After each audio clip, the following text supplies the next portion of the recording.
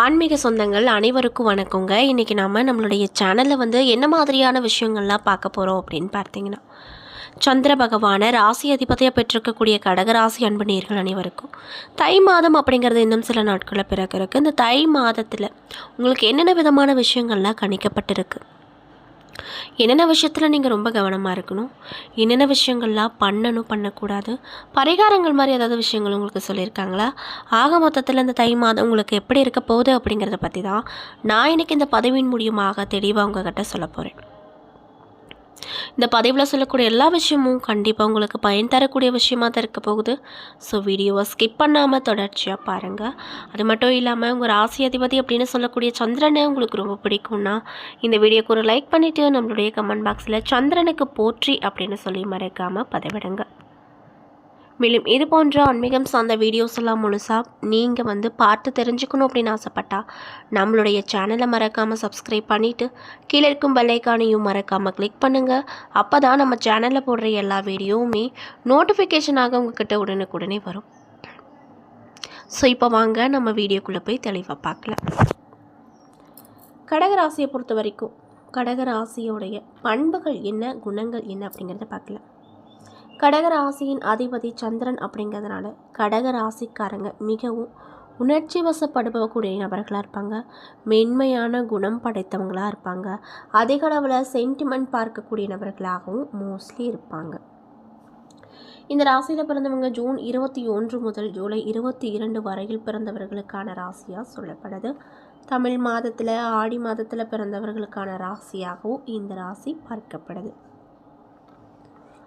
மேலும் இவங்க தெய்வ பக்தி, பெரியவர்கள் மீது அதிகப்படியான மரியாதை, குழந்தை மீது அன்பு, சமூகத்தின் மீதான பயம் ஆகியவை இவங்க கிட்ட நிறைந்தே இருக்கும்.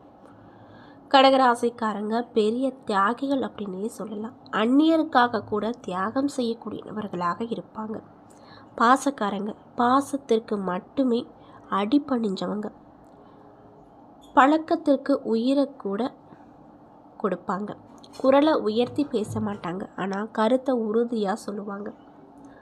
அவங்க சொன்னது தான், அதை மாற்றி எழுத அந்த பிரம்மனான கூட முடியாத ஒரு காரியம் அப்படின்னு சொல்லப்படுது.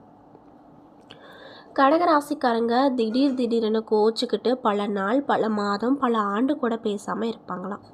அது மட்டும் இல்லாமல் இவங்களுடைய கோவத்தை அமைதியாக தான் இவங்களுக்கு காட்ட தெரியுமே தவிர அடிதடியில் காட்ட தெரியாது.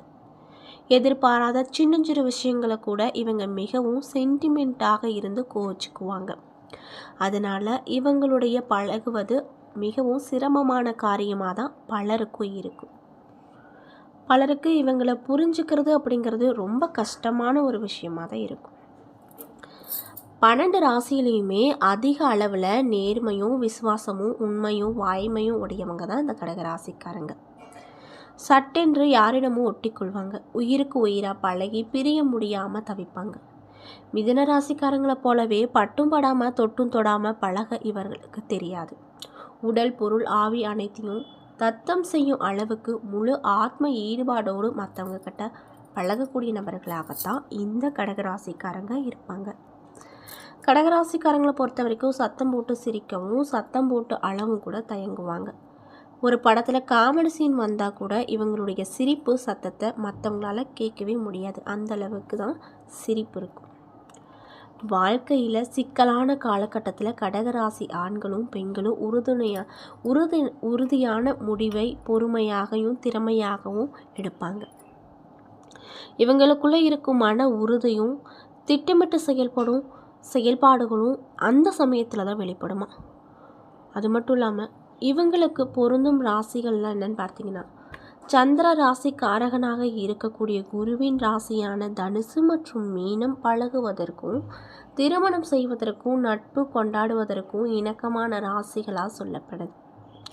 குருவின் ராசியும் சந்திரனின் ராசியும் இணைந்து செல்லும் போது அவர்களுக்குள்ள குரு சந்திர யோகம் வரும். அது மட்டும் இல்லாமல் ஒரு குடும்பத்தில் கடகராசிக்காரங்க மூத்தவர்களாக இருந்தால் தன்னுடைய இளைய சகோதரிகளுக்கு திருமணம் செய்து வைத்து அவர்களுக்கான குடும்ப கடமைகளை முடித்துவிட்டு தான் தன் திருமணமே செஞ்சுக்குவாங்களாம். ஆணாக இருந்தாலும் சரி பெண்ணாக இருந்தாலும் சரி பெரும்பாலும் கடகராசிக்காரங்க வீட்டுக்குள்ளே பாதுகாப்பாக இருப்பதை விரும்புவாங்க. தான் வீடு, தான் கடை, தான் தொழிற்சாலை என்று தான் சார்ந்த தன் குடும்பம் சார்ந்த தொழில் செய்வதை விருப்பமுடையவர்களாக இருப்பார்களாமா. இப்படிப்பட்ட அன்பு நேயர்களுக்கு இந்த தை மாதம் என்னென்ன விதமான மாற்றத்தை தரப்போகுதோ, என்ன விஷயத்தில் ரொம்ப கவனமாக இருக்கணும் அப்படிங்கிறத பற்றியும் நான் இன்றைக்கி இந்த பதிவில் உங்ககிட்ட சொல்ல போகிறேன்.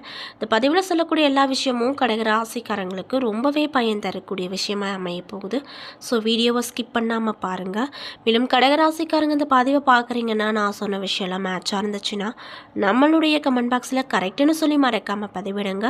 ஸோ இப்போ வாங்க நம்ம வீடியோக்குள்ளே போய் தெளிவாக பார்க்கலாம். கடகராசிக்காரங்களுக்கு சந்திர பகவான் லாபத்தில் அமர்ந்து உங்களுக்கு தேவையான வசதிகளை மேம்படுத்தி கொடுக்காரு. அந்த மாதிரியான ஒரு நல்ல வாய்ப்பு தான் இந்த தை மாதம் உங்களுக்கு கொடுக்க போகுது. அதில் எந்த ஒரு மாற்று கருத்தும் இல்லை. சில விஷயத்தில் முடிவெடுக்கும் போது மிகுந்த கவனமாக இருக்கணும் அப்படின்னு வலியுறுத்தப்படுது. எடுத்த முடிவுகளை எடுத்தாலுமே பாசிட்டிவ் சிந்தனைகளை வைத்து கொள்வது நல்லது. நிதி வரவு நன்றாகவே உங்களுக்கு இருக்கும். அதனால் பணம் சார்ந்த விஷயத்தில் எந்த ஒரு பயமும் உங்களுக்கு தேவையில்லை அப்படின்னு சொல்லப்படுது. பதவி உயர்வுக்காக நீங்கள் காத்திருக்கீங்க அப்படின்னா அந்த விஷயங்கள் அப்படிங்கிறது இந்த தை மாதத்தில் கைகூடி வரும். வியாபாரத்தை பொறுத்த வரைக்கும் வியாபாரத்தில் பெரிய வளர்ச்சி கிடைக்கும். நன்மைகள் அனைத்தும் நடக்கக்கூடிய காலகட்டமாக இருக்க போகுது. 2வது இடத்துல கேது பகவான் இருக்கிறாரு. இதனால் அவர் மூலியமாக உங்களுக்கு என்ன விதமான விஷயம் நடக்குன்னு பார்த்தீங்கன்னா, முன் கோவத்தை தவிர்ப்பது நல்லது. இல்லை அப்படின்னா தேவையில்லாத சேதாரம் வரக்கூடும். அதனால் பார்த்து கவனமாக இருங்க.